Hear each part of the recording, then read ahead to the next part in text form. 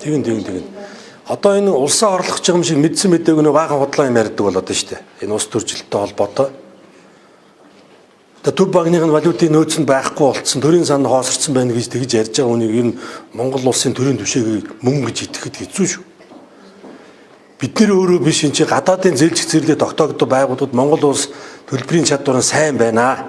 Гадна талдаа өрийн менежмент нь сайн явж байна. Тийм учраас хятадын зээлжих зэрлэл унаад байна. Америкийн зээлжих зэрлэл унаад байхад Монгол улсын зээлжих зэрлэлийг бид нар хэвээрээ хадгаллаа гэд Софич агентлаг хэллээ шүү дээ. Одоо энэс илүү үнэлгээ гэж одоо хаана байх вэ?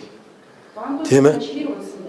За бондуудын яг Йел дэнчмүүд ер нь байнга л хөдөлж идэг ийм асуудал. За тэгээд ингээд жоохон төсөв сунжраал ийм муу мэдээ гарах юм бол бас л савлан шүү.